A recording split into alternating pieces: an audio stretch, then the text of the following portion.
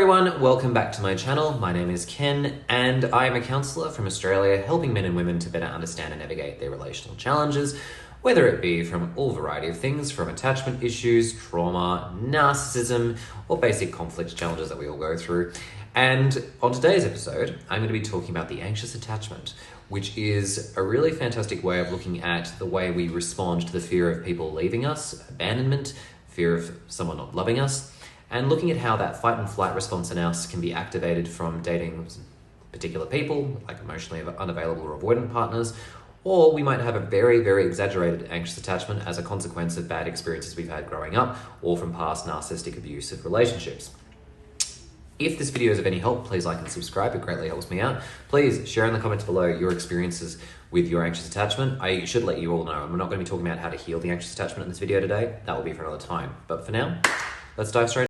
So anxious attachment really is the behavior we exhibit when we're with a partner in a relationship where we feel insecure.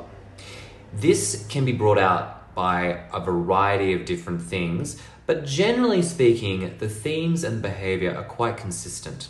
Whenever someone who is the anxious attacher, or the person exhibiting the anxious behavior, they'll exhibit behavior like constantly needing to ask for reassurance if their partner still likes them, needing to double text in order to make sure that they feel like their partner's connecting with them, also requiring to know how their partner feels about them, also needing to maybe start fights in order to make sure that their partner's still invested in the relationship, being passive-aggressive instead of emotionally expressing what their needs are.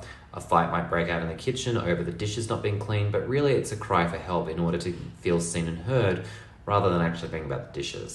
Now, what we identified from attachment theory was that basically in childhood, if a child had grown up with a parent who was inconsistent, like for example, they were always at work or they were always busy and they didn't have enough time to actually soothe and coddle their child when they were younger, which by the way, it just happens, then typically we found that a lot of children would feel really distressed. They would cry more. They would also feel like they were unable to self-regulate. And when the parent returned to them, they would often still be in such a state of despair and distress that they would feel really uncomfortable and they would take longer than normal to return back to a feeling of peace and security.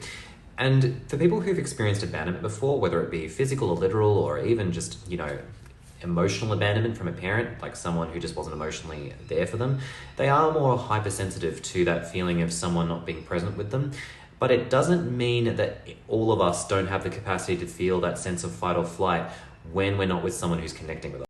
So what I mean when I say we all have the capacity to feel in distress when a partner makes us feel insecure, I'll explain the dynamic. Let's just say that you've gotten to know someone who's been pursuing you, who's been into you, who's really liked you.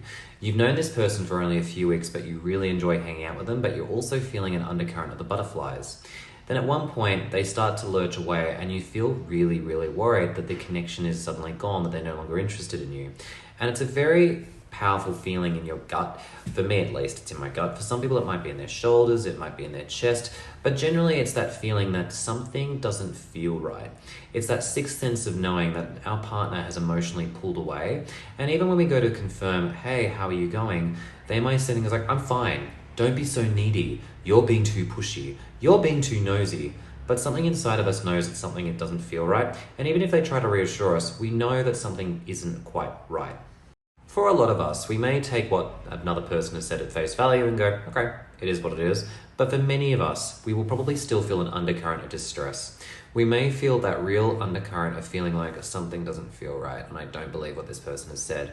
And for many of us, that will just be an underlying simmer just beneath our body where we just feel like something doesn't feel right. And even when we hang out with a person and everything feels fine, we can't help but notice that when we're away from these people, that it still doesn't feel 100% okay.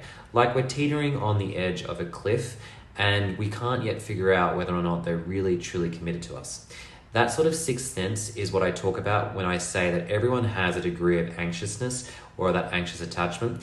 And for some people, they may find that they're not prone to double texting, which by the way, I don't think is necessarily wrong.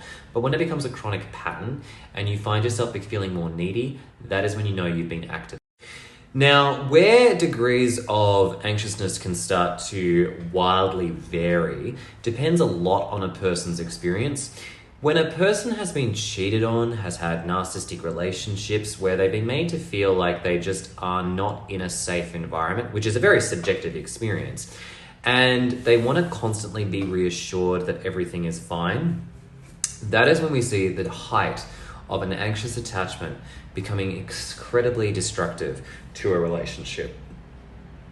The average person who is reasonably secure will feel that sense of anxiousness because their partner is being insecure.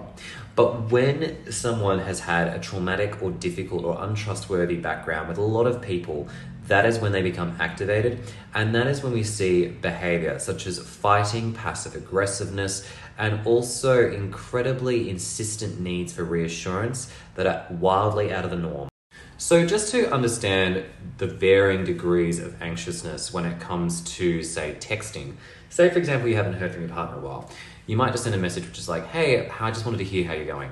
Or, I'm thinking of you, hope you're doing well. That's a reasonably healthy way to respond to that feeling of uncertainty. However, for people who've had really bad experiences in the past with their relationships, their text messages may sound something more like, I haven't heard from you in a while and you're making me feel really nervous. Or they might say something like, you didn't reply back to me as quickly as you had previously, and I get the impression that you're just choosing to not reply to me because you no longer care about me. Or they may sing things like, which are really provocative, like, why don't you just leave me? Or, I think that you just don't love me anymore, to really get a rise out of the partner that they're with. And for some, the partner will be like, haha, very funny. But after engaging this after a long time, those thoughts of laughter start to turn to frustration and they may leave. The other variation can also include in the way in which people feel like their partner is withdrawing from them and stonewalling when they're not communicating. So in other words, if you notice that your partner isn't really being very reactive, they're being really sullen and silent, you got to be like, hey, just want to check in to hear how you're going. And a more anxious person might be like, what's wrong with you? I don't think that you love me. I think there's something wrong. Their fights might be over little things where someone might just express their irritation and be like, babe, listen, I'm just feeling a little bit triggered by the fact that I'm not getting the help in the kitchen. I just love it if you could help me out right now because it would really make me feel seen and heard, or it would at least make me feel a little less frustrated. Whereas someone who's more anxious might say something like, I can't believe that you would do this to me. You clearly don't think about me ever. You always leave the dishes. You never think of me. You never consider how much I've been going through. And they'll start a fight. Now, I want to say, with all that frustration in mind, it has an understandable origin. For a lot of these folk, they didn't have the luxury of growing up in a safe environment or having safe relationships where they were able to actually express their needs in a way where it was healthy. They were often being placed in situations of absolute terror and distress by narcissistic abusers. Sometimes they had partners who cheated on them out of the blue, and it devastated their sense of trust and also their sense of security. For many of these folk, they came from extreme highs and lows where they weren't ready for the more stable relationships, which aren't quite frankly as exciting and are often at times regarded as more boring. It doesn't mean that they aren't loving and they're healthy. It just means, quite honestly, a lot of these folk have some healing to do before they're ready to step into a healthy relationship, because even in that stability, they'll find something that sets them off, and for them, that's their way of going back to the homeostasis of being in an abusive or in a distrusting relationship. These folk need time to work through their challenges of self-trust and also to work with their partner. I want to make it clear that having an anxious attachment is not inherently a bad thing. It is an understandable response to feeling distress in a relationship. And even for the people who are at the more unhealthy end of the spectrum where it is really sabotaging their attempts to have a healthy relationship, I do want to say, just like with avoidancy, there are ways of working through it.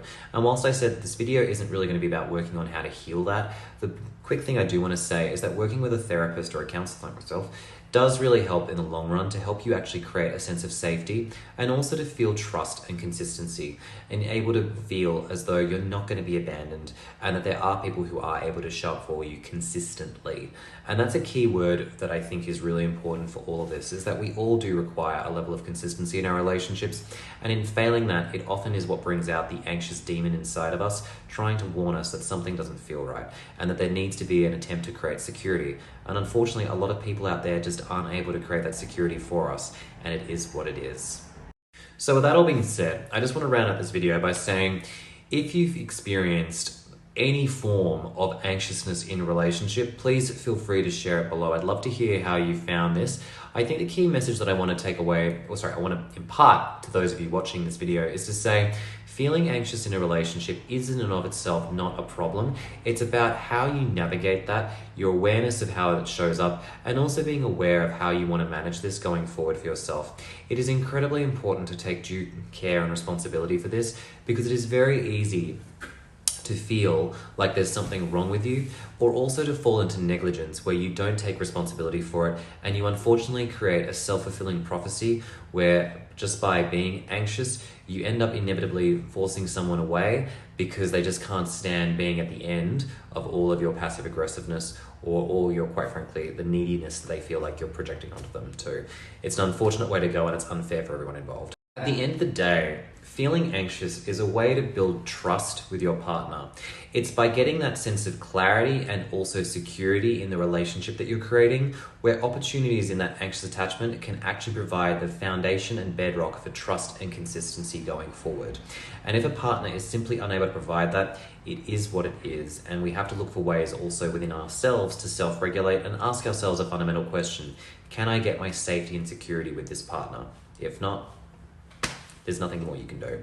In any case, I hope you found that this video has been of help. Please like and subscribe, it greatly helps me out. If you're looking to work with me and also to work on an anxious attachment, you are more than welcome to work with me. I work with clients all over the world on this sort of stuff all the time. It's turning into a bit of a specialty of mine. And if you're looking for more content on this sort of topic, feel free to obviously share it below. But for now, thank you very much for watching, and I look forward to coming back on next week for another video. Bye for now.